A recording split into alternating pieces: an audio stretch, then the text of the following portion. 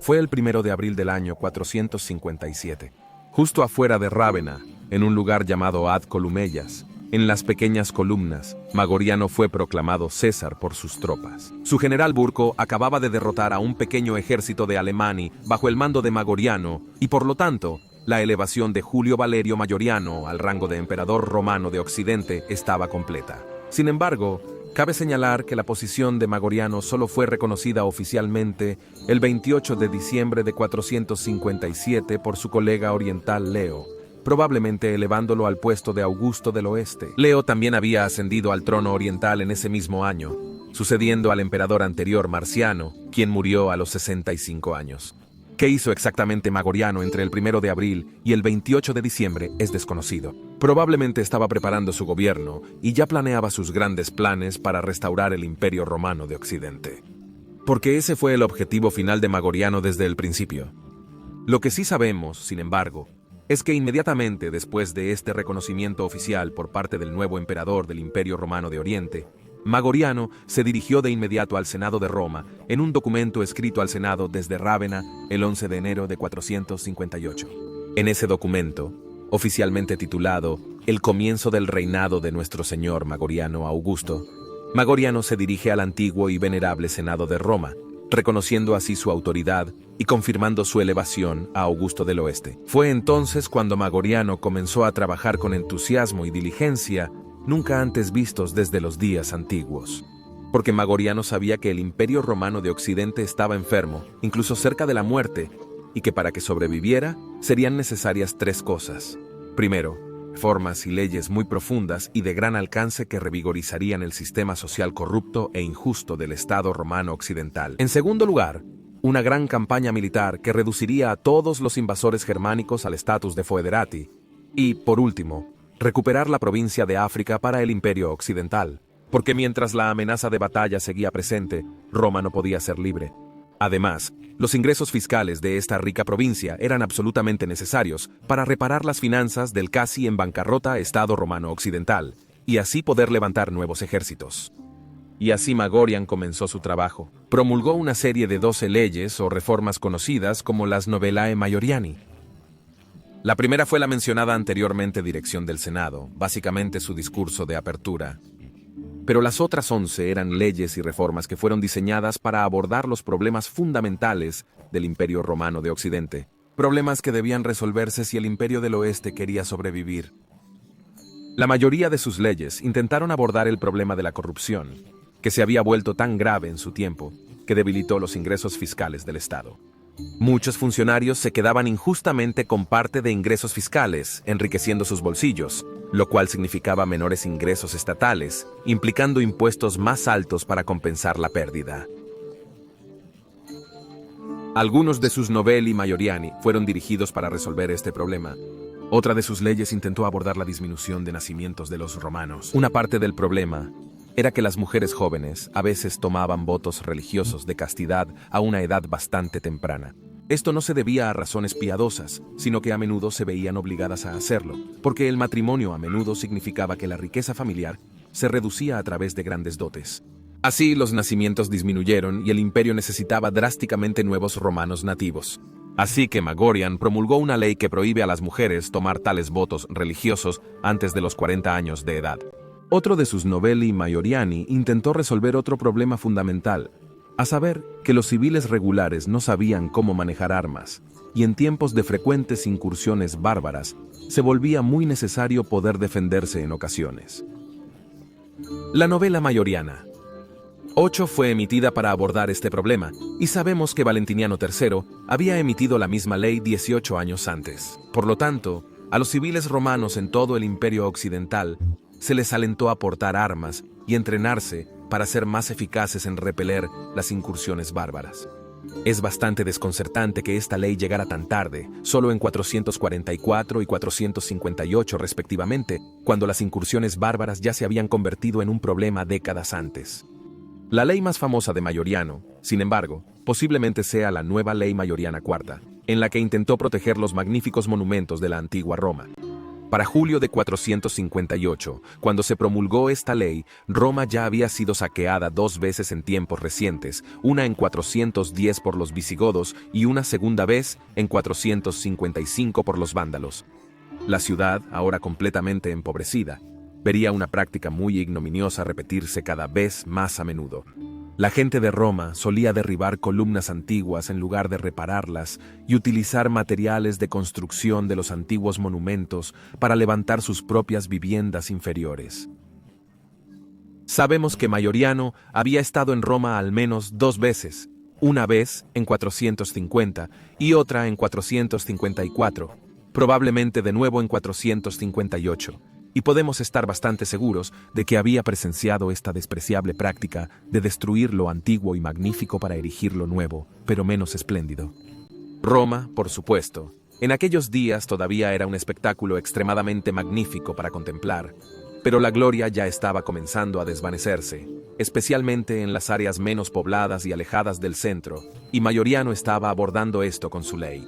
Un alto funcionario sorprendido dañando un monumento debía pagar 50 libras de oro, y cualquiera que fuera atrapado trabajando para dicho funcionario tendría ambas manos amputadas. La severidad de esta ley es impactante y por lo tanto podemos suponer que Mayoriano sabía que una ley tan severa era necesaria para tener alguna posibilidad de ser tomado en serio y detener la destrucción de Roma.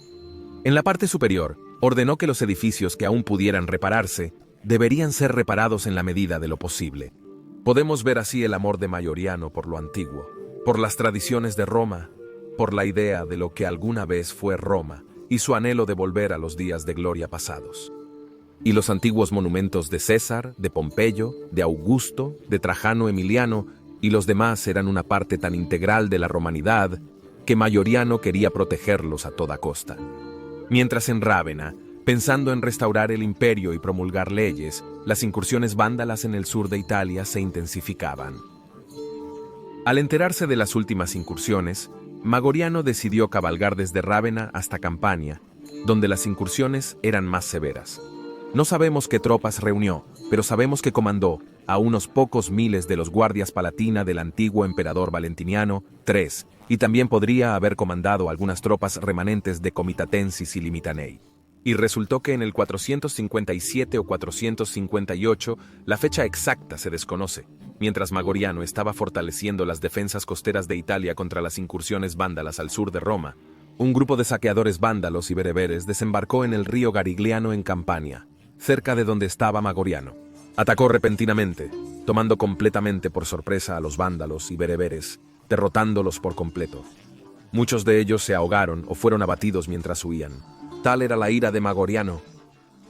Los pocos vándalos que sobrevivieron a esta masacre llevaron las noticias a Genserico, el astuto rey de los vándalos, y así Genserico supo que Magoriano era un enemigo peligroso, el primer emperador romano occidental de su tiempo, que podría ser una verdadera amenaza para él. Este encuentro probablemente solo aumentó aún más la determinación de Magoriano, es decir, restaurar el imperio romano de Occidente a su antigua gloria, reducir a todos los bárbaros dentro del imperio romano a foederati y aplastar el reino vándalo y recapturar África para el imperio romano. Y para eso necesitaba una flota.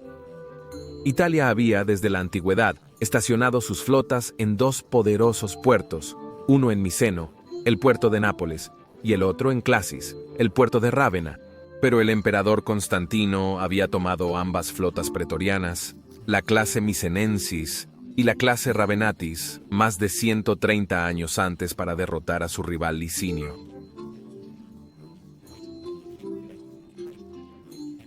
Ancladas en Constantinopla. Y así Italia se encontró sin una flota. De hecho, el ascenso del este se construyó sobre la caída del oeste. Así, Magoriano creó nuevas flotas. En el año 458, ordenó la construcción de una flota en Miceno y al regresar a Rávena, dio la orden de construir una segunda en Clasis. Sidonio Apolinar describió cómo se talaban grandes cantidades de bosques en los Apeninos y se transportaban a las costas para ese esfuerzo de construcción. Probablemente Mayoriano soñaba con restaurar las antiguas flotas pretorianas una vez más, como en los tiempos del propio Augusto. Prisco de Panium afirma que la flota construida consistía de 300 barcos, un tamaño verdaderamente impresionante para un imperio tan debilitado. Pero para restaurar el Imperio Romano de Occidente, también necesitaba un ejército. Sin embargo, las reservas fiscales del imperio estaban casi agotadas. Los ingresos fiscales eran bajos y, por lo tanto, sería difícil levantar nuevas legiones, ya que los romanos italianos necesitaban un alto incentivo financiero para arriesgar sus vidas. Pero por otro lado, los mercenarios bárbaros eran mucho más baratos. Más baratos pero no tan leales como los romanos y luchando solo por dinero en lugar de por la gloria de Roma.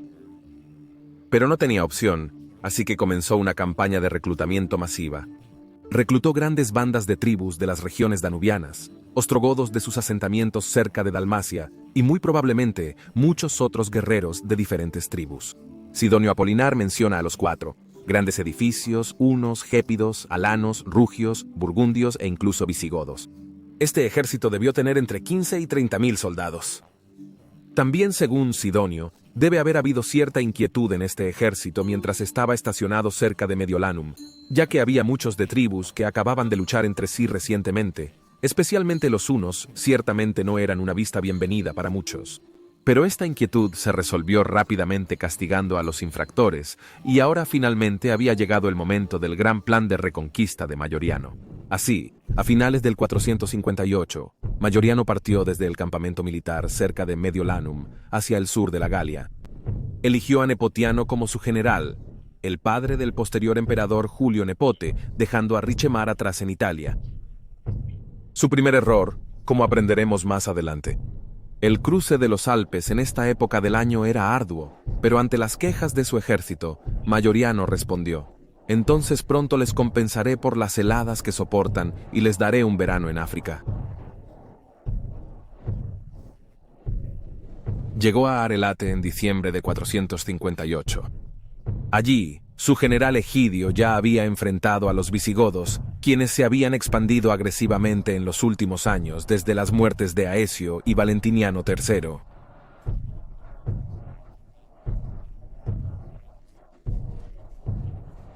Cerca de Arelate, la derrota fue decisiva. Teodorico II no tuvo más opción que reconocer nuevamente el dominio romano, ceder todo el territorio en Hispania de vuelta a los romanos y hacer que su pueblo volviera al estatus de foederati. Después de esta impresionante victoria, Mayoriano nombró a Aegidius como Magister Militum per Gallias y lo envió a Galia, donde debía consolidar el poder romano, pero aún había mucho por hacer. Después estaban los burgundios. También habían expandido agresivamente su reino después de la desaparición de Aetius y Valentiniano, y así marcharon hacia Lugdunum. Este es el lugar donde residía el poeta Sidonio Apolinar, yerno del antiguo emperador Avito. Lugdunum se había rebelado contra Mayoriano, no solo con la ayuda de los burgundios, sino también con la ayuda de los rebeldes Baquidae. Lugdunum fue sitiada y los burgundios derrotados por Mayoriano y su general Nepociano. Los rebeldes Baquidae también fueron derrotados por completo y obligados a unirse al ejército romano.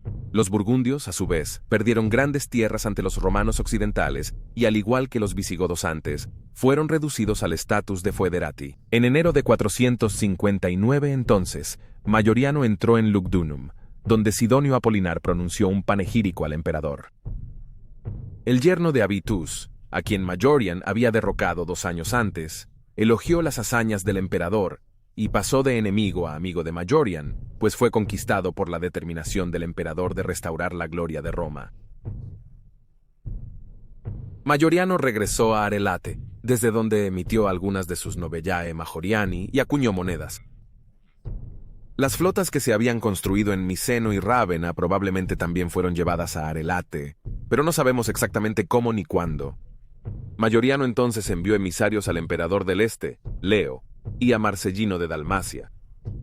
Dalmacia todavía era de facto un reino independiente, pero Mayoriano, probablemente con la ayuda, actuó nuevamente como parte del Imperio Romano.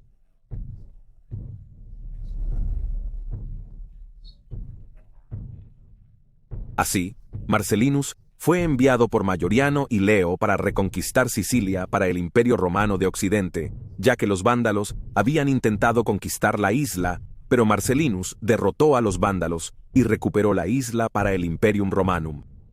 Otra increíble victoria para este supuestamente moribundo imperio. Mayoriano, probablemente aún en Arelate, envió una gran parte de su ejército bajo el mando de Nepotiano para continuar la campaña contra los visigodos y también contra los suevos. En 460, derrotó a los visigodos, obligándolos a firmar un tratado definitivo de aceptación del gobierno romano e incluso forzando a algunos de ellos a unirse al ejército romano.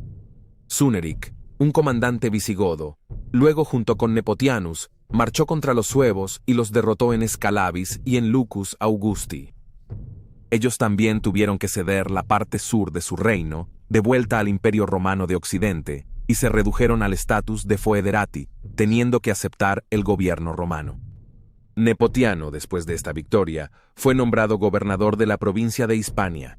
Así, en solo 1 año y medio desde su salida de Italia, Mayoriano, con la ayuda de sus capaces generales Nepotianus, Aegidius y Marcellinus, logró restaurar grandes porciones del Imperio Romano de Occidente. Los visigodos, los burgundios y los suevos fueron todos reducidos al estatus de foederati. Dalmacia estaba luchando nuevamente por el Imperio Romano Occidental y Sicilia había sido restaurada al dominio romano. La estrella de los romanos occidentales, parecía, estaba en ascenso a pesar de todas las adversidades. Pero aún estaba por llegar el final de Mayoriano. La reconquista del África vándala aún no se había logrado, pero ahora había llegado el momento. Mayoriano partió de Arilate en algún momento a principios del 460. Su flota navegaba a lo largo de la costa a la vista de su ejército. En abril de 460, entró a la ciudad de Císar Augusta, en su recién restablecida provincia romana de Hispania. Fue el 3er año de su reinado y así celebró su Adventus, el aniversario de su proclamación a emperador. Los tiempos eran realmente buenos, así que era momento de celebrar. Al salir de César Augusta, 2 semanas después, ahora se acercaba a Portus Ilicitanus, donde reunió a toda su flota, las 300 naves de esta nueva armada romana occidental. Es bastante posible que él haya construido más barcos directamente en este puerto cercano a la ciudad de Cartago Nueva. Y ahora, en efecto, llegaría el momento de poner en marcha el gran plan para reconquistar África de los vándalos y así realmente restaurar el Imperio Romano de Occidente de una vez por todas. Pero lo que pasó después, queridos amigos de la historia romana tardía, es una historia para el próximo episodio.